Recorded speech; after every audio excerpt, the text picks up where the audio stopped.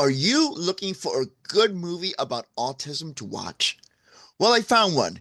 It's a 2010 HBO film biopic that earned 5 stars from me, and it is called Temple Grandin. In this video, I will review the movie and share with you the impact it had on me. So let's get started.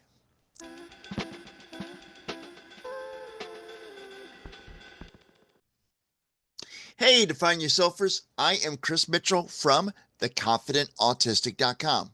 If you're new to my channel, welcome. I sincerely appreciate you taking the time to watch one of my videos and hope you become a regular viewer of my channel's content. I'm an autistic adult, late diagnosed, a multi-certified life coach, a digital creator, and an advocate for autistic adults, empowering other autistic adults and the entire world to embrace autism confidently. If this resonates with you, please consider supporting our channel. You can show your support by liking, sharing, and commenting on this video. But the best way, the ultimate best way you can show your support for the channel is by subscribing. When you do not forget to ring the bell to be notified of new videos and when I go live. Before we begin, let me share a brief disclaimer with you. I watched this video, Temple Grandin, on a streaming service that I purchase and pay for independently out of our family budget.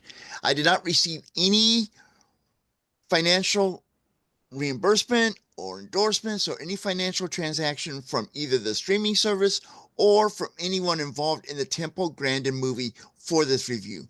Nor did anyone from any streaming service, including Amazon, or from the people who made the Temple Grandin movie, were able to have access to this review or the review I posted on my website before it went live.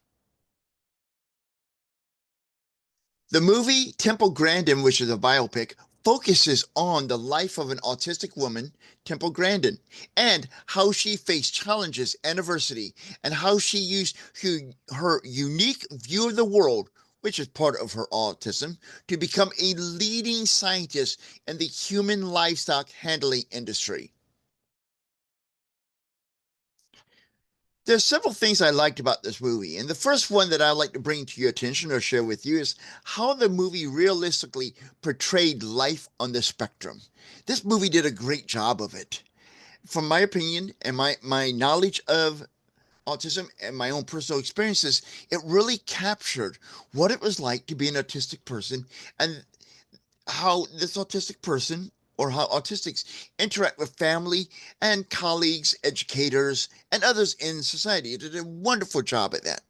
Movie also highlighted a woman on the spectrum. I like that part because this is an underrepresented population of our community.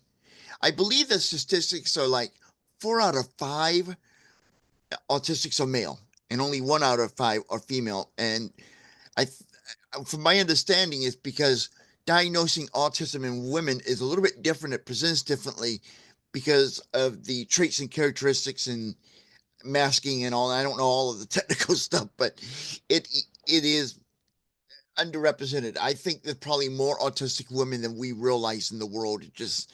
It's harder for them to be diagnosed as autistic. So I like the fact that this movie did focus on a woman on the spectrum, where we usually see films about men. Women is a part of our community, the autism community, and they should be represented and portrayed respectfully and accurately as possible on the screens and in movies, because that helps people who are female on the spectrum uh, feel validated. And we all should feel validated. We all should feel that we can connect with somebody from the spectrum and say, "There's somebody like me. This is a role model. I can relate to this person." That's what we need. And by having a movie that women with on the spectrum, it also shows holistics. Autism is not just for men. Women can have autism as well.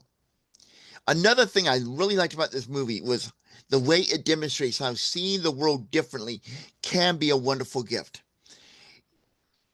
She got mocked. Temple got mocked at times and teased and all for how she it's how she noticed the cows, how they walk in circles, and when they move louder and softer, and when they were in distress and all.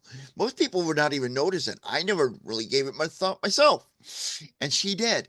But that was her way of seeing the world differently, and that was wonderful how that was portrayed in the movie, because that is a wonderful gift. A lot of us in the spectrum may think how we see the world differently is wrong, is negative, because the holistics will tell us that. Well, don't give up on that. That unique view of the world is a gift that you have. The movie really shows that it is a gift, and we should cherish that. Those of us in the community, the autism community, who have a gift of uniquely seeing the world. Another great feature of this movie is how a good support system helps an autistic. There are times in this movie that Temple was challenged and she faced adversity and obstacles, but she had a great support system, her mother in particular, but others that she had encountered and built relationships with in her life, professors, etc. And she would rely on them and turn to them and use them to support her, not in a negative way, not in a pathetic way that I'm autistic, I got to have someone to help me. But none of us, whether we're autistic or holistic, can go through this world and successfully by ourselves. Because if we were made for this world where we don't need anyone, why did God put so many people on the planet? I mean, that's why we're here.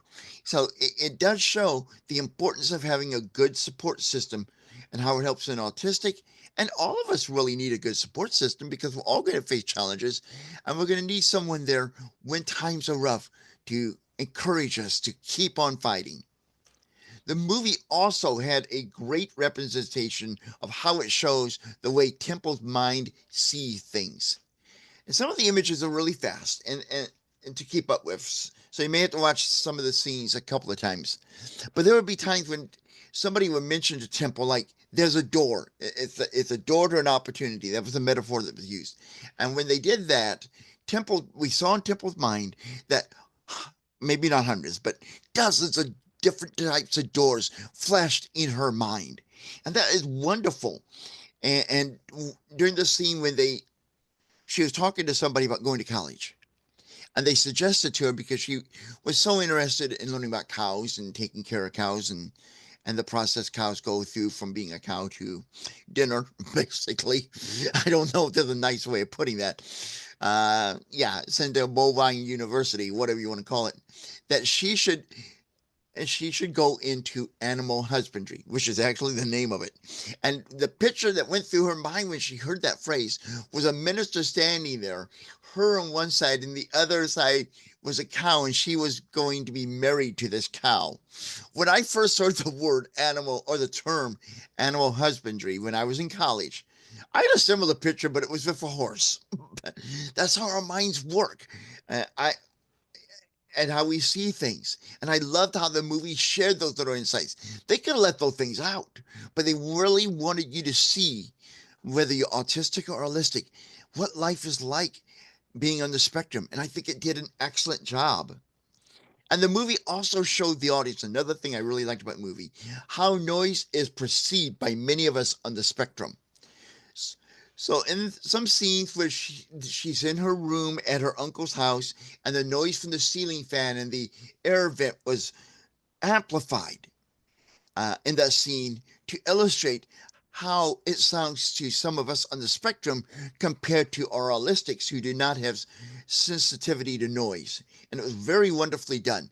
The thing I would warn people, if you're on the spectrum and you do get sensory overload, those portions of the movie, they do amp up the volume or the effects of the sound to get that point across to the audience. So that might be a little triggering or uncomfortable for some of us on the spectrum when they do that part of the movie. But it's not done to annoy us on the spectrum. It is done to show those who are watching the movie who are not on the spectrum, give them a small idea, because for each of us, our sensitivity to noise presents differently and we react it differently. But the movie does show holistics what it may be like to be in the spectrum and to have have overwhelmed a sensory overload just for noise. It's wonderfully done. There are several things in this movie that really with me, including how Temple Grandin took on the challenges she faced both as an autistic and as a woman in the late 1960s and early 1970s. It was a different time then. Autism was had more of a negative connotation on it than it does today. And her mom, it's told in the story, was told to put her in an institution when she was 4. She refused to do that. She couldn't do that. And how Temple went through school and some special programs to help her, and how her mom fought to teach her how to speak because she was not speaking at 4. This movie really does show the challenges that she faced and how she took them on. And obviously, in the late 1960s and early 1970s, she was going into an industry that was mainly male dominated, working with cows and herding cows and, raising them to become, well, and let's put it nicely, a cheeseburger at your local fast food restaurant or whatever, or steak. You know, and this was mainly a male dominated industry. And she not only had to encounter the challenges that she faced as a autistic woman, but just as a woman in general, because of the at the times in the 60s and early 70s, it was there were a lot of male chauvinist attitudes in our society here in the United States, and it was very well portrayed in how she saw the problem and she found ways to take it on and to do what she wanted to do with her life. Another thing that resonated with me was how the movie accurately portrayed the stereotypes and the beliefs of the time. Now, I touched upon this earlier, but I want to go a little bit deeper into it. And there was some examples of her being bullied and what people thought of autism and some of the beliefs we had. In fact, in one of the flashback scenes, when they go back into her history, because the movie starts out with her just graduating from high school and spending the summer on her uncle's ranch before she went to college. When she was 4 years old, they flashed it back where she was getting assessed. And the psychologist, who I'm not sure who he was, but who was doing the assessment, recommended to her mom that it says she has definitely autistic. She should be institutionalized, and that autism is caused by what we would refer to as a refrigerator mom, someone who was not very compassionate, warm, affectionate to the child, and which we now know that is not a accurate cause of autism. But it was in the early 50s. That was what they believed, and the movie respectfully addressed that and portrayed that accurately. I know a lot of us, we get into movies, we say, oh, they should not do this. They should not talk about refrigerator moms because it's inappropriate or it's wrong today. It's not something we believe in today. But when you do a movie about an event, historical, in this case, a biopic, and the event was set back in that time in 1951 when she was 4. If you want to do it right, you got to be authentic to the time. Yes, there might be things that are offensive to us today, but they need to be told. We cannot erase those kind of things. Otherwise, we're doomed to repeat them. I had a brain fart for a moment, couldn't think of the word. Yeah, we were doomed to repeat them. So we need to preserve that history, not try to eradicate it. Going forward, we got to stay away from thinking autism's caused by refrigerator moms. But we also need to respect the history. That was part of our history, and we need to be aware of that and know that there are people who had to endure that kind of thinking and belief, which was wrong, but they went through it and they overcame it and they succeeded, like Temple has. I also Another thing that resonated with me in the movie that I also liked was how the movie showed um, Temple's meltdowns and struggles in life, and how she leaned on her support system to bounce back. I love that. Not that I like to see people have meltdowns. Okay, it's not. I've had them. Most of us on the spectrum have had them. They're not fun. They're exhausting. They're embarrassing. Whatever you want to call them, they're negative experience, but they are a part of who we are. And I liked the fact that the movie was not afraid to show one or two of her meltdowns and struggles that she had, but how she endured through them and pressed on. She had that meltdown. She had a little shutdown. She had a little setback. It troubled her. Things did not make sense to her, but she kept pushing on. Now, what I felt from the movie, this movie was very touching to me. Uh, I loved how it was portrayed. I mentioned that earlier, but this also showed me how much I have masked and continue to mask in my life. A lot of things that Temple just does and says, I want to do and say, but I don't because I've been told by society it is wrong. Now, there's one thing where she hit somebody that is wrong, and I'll be honest, every once in a while, it's fewer each year, and I just like to punch someone. I haven't felt that way in years, but I have been to that point. But how she will ask questions like, you know, where do people go when they die? Which that's a common question a lot of people have. Or why are people here at the funeral? There's a funeral scene in it. And well, they're saying their goodbyes to him. And she said, I said goodbye to him the last time I saw him. I have the same thoughts, and I want to ask these questions. Like I like to ask some of these questions, and when I do, I often get chastised for asking them. So I hold that in and I mask that. And that movie really made me realize how much I have masked through my life and have faked it. And it has challenged me to take my mask off more and to ask those questions, whether they be embarrassing to me or not. These are legitimate questions for me. Yes, most people don't have to ask why are the people at the funeral and why and get the answer, well, they're saying goodbye. But to me, at a funeral, I was like, what's the point of this? I mean, and my grieving process is mine is pretty quick. I have a feeling it might not be that quick if my wife goes before me, but generally speaking, it is very quick. And I mean all respect when I say this, but this is a true story. My mother-in-law, who I really loved a lot, passed away on a Friday, and we knew it was coming. She had been on life support, and we knew it was not going to get better. The family, which was more her family and me, but the family made the decision to take her off life support, and she passed away on October 21st, 2005. Now, because of his family who lived out of state, we had to wait 8 days for the funeral. So 8 days later, I'm at the funeral with my wife, and I want to be there by her side. And I'm like, I gotta act like I'm really sad, but I'm already over grieving. I mean, that was a week ago she died. I was there in the room when she passed away. What am I doing here? Why are these people here doing this? Why are people? And then another thing that doesn't make sense to me. I know I'm getting on a tangent. And I'm going to get back to the review here. I don't understand why people say, "Yeah, I want to go to a funeral." I mean, I don't even want to go to mine, to be honest.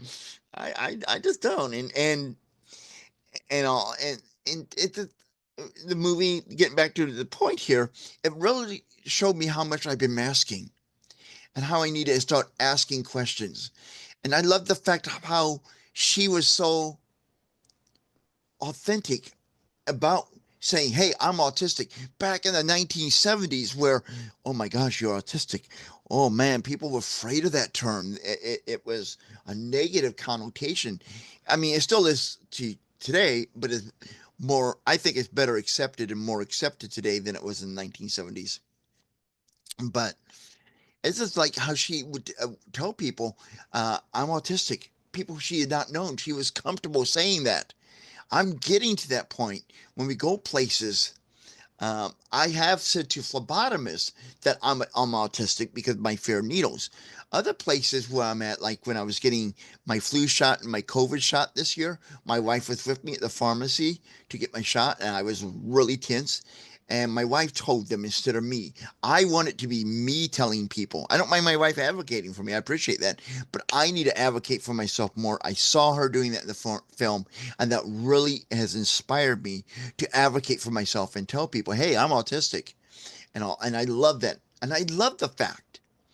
And this is not really what I felt from the film, but it's just something popped in my mind I meant to mention earlier. I love the fact that the actress who played Temple did a wonderful job of emulating that she was Temple Grandin, I'm sorry, and that she was actually autistic, because I watched the movie and I thought, is that really Temple in it? And it turned out there's an actress playing it. But she did such a wonderful job and a respectful job, not mocking a person with disability, but I believe accurately portraying a woman with autism. So both autistics can relate and connect with her, and holistics can understand autism better. I love that. Love that about the movie. It really touched me a lot. And it made me realize how autistic I really am and how much I mask of it. And it made me really reconsider how much I'm masking and start coming up with strategies to unmask more and not be afraid to ask those questions. I think the reason I'm afraid to, now in the movie, when she asked the question, why is everyone here? And her mom was very supportive, said, well, because they're saying goodbye to you, to the person. When I ask those kind of questions, I get responses like the same, well, they're here to say goodbye to everybody. Say goodbye to the person who passed away in a tone like, you should know that. And, I understand the autistics see it that way, but the truth is, there's stuff that we autistics really don't know. We're asking a genuine question, not trying to be a jerk, not trying to be an idiot, not trying to be disrespectful, but we're taken that way. And we need to change that. And I'm going to do my part by when I have a question, I'm going to start asking. And I may preface it with, I have autism, or after it follow it with, I have autism. This is why I'm asking. But I'm going to do that. And I'm not going to care if people judge me for that, because I need to know these answers and I need to be getting out there and doing that. And that's one thing this movie has challenged me to do. Now, there are several ways you can watch this movie, and that includes at the time of the taping, is Max streaming service, Hulu, YouTube has it, Roku channel has it, and some others, as well as Amazon and Amazon Prime. Now, I put into the links area of the video description how you a link to Hulu, a link to Max, and a link to Amazon where you can order the DVD, and Amazon Prime where you can rent or buy it to stream. Now, as an Amazon affiliate, if you use either the Amazon link or the Amazon Prime link, I may earn a commission from your purchase. These commissions, it's just one way you can show your financial support of the channel and the work that I do for and within the adult autism community, including my life coaching services, which all support of this channel, along with other revenues, helps me keep my coaching rates affordable for all. Now, I did write a full-length review of this movie, and I posted it to my website, theconfidentautistic.com. There's a link to that full review in the video description. Now it's your turn. Have you seen this movie? What are your thoughts on this movie? What did you like? What would you like to see done better? I can't think of anything that could be done better, but maybe you can. If you do, share it. Either share it in the comments on this video on the YouTube channel, or join in the conversation in our Facebook group, Autistic Adults Embracing Autism. Now, I might not respond to every single comment. Let's be honest, I don't have time to. I wish I did, but I don't. But I do read each and every comment, and they all mean a lot to me that you've taken the time to share your comments. I do read them, and they mean a lot to me. I enjoy reading them. So please keep posting your comments. Love to hear them. So until next time, this is The Confident Autistic, reminding you that now is the time for you to embrace autism confidently.